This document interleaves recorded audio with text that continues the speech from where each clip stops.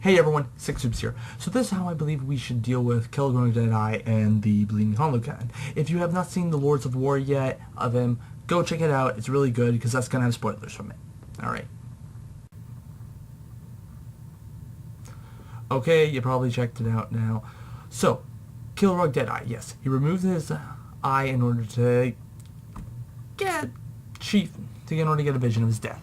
From what we saw with death is, the main thing is he embraced it, he did not care, he really died. It's also showing the Horde and Lions were fighting.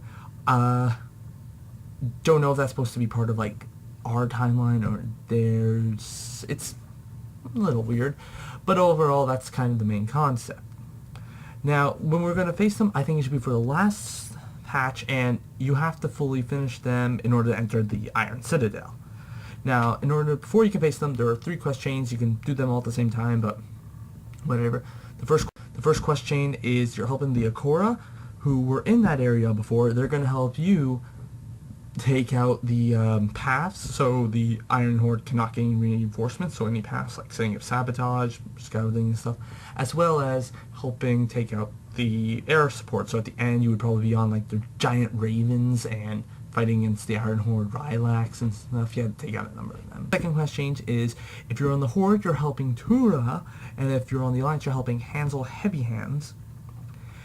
For these two, you're going to be trying to stop the Iron Horde's workshops around there, as well as the Dire Orcs, as well as you're going to try to save Arok.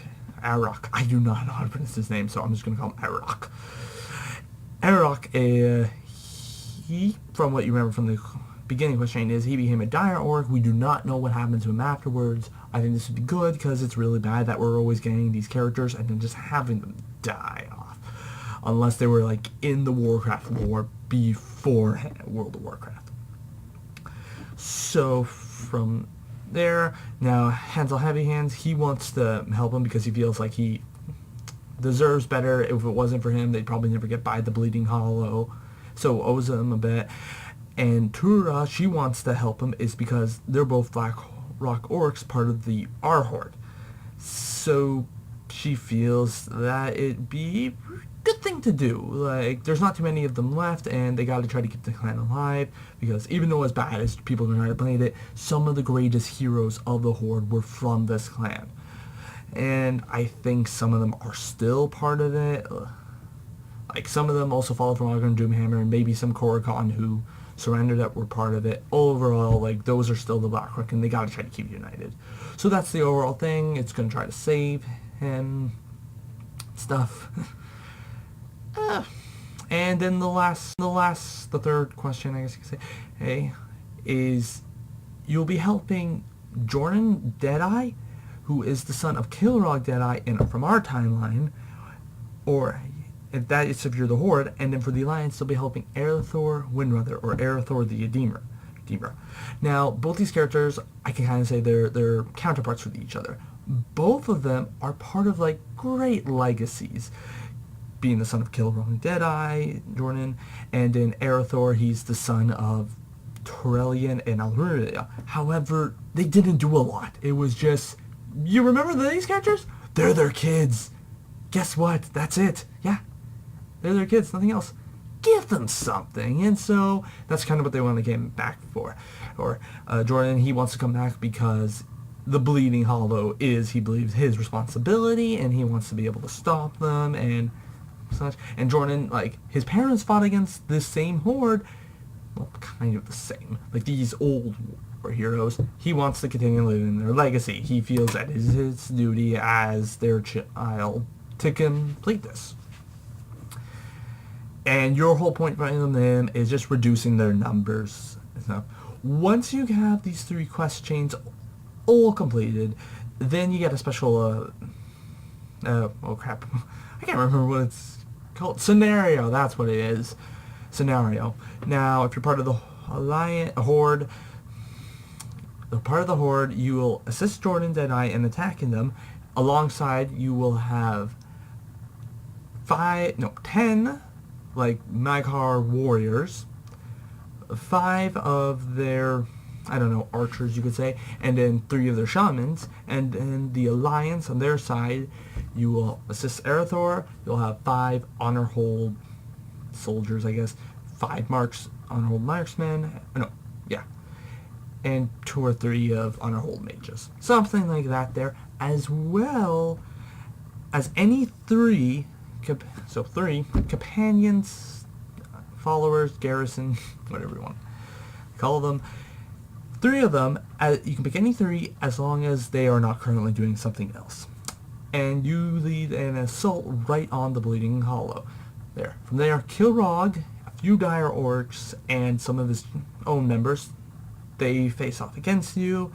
And while you're kind of the one, like, joining for the Horde, Alliance, Arator, are dealing with Kilrogg himself, your job is to take out different members of the like his forces, like a number of Bleeding Hollow and then a number of dire orcs, something like that there. Once you take care of them, then the other faction's counterpart will come in. So I'm on the Horde, if I'm facing him, then Arator comes in when we're just facing off against Kilrogg. Once he's taken care of, a cinematic happens. The cinematic has Arator charging at him. He gets a wound. He's able to block an attack from Kilrogg, get a wound in, but he's knocked away. When then Jordan comes in and he stabs his father.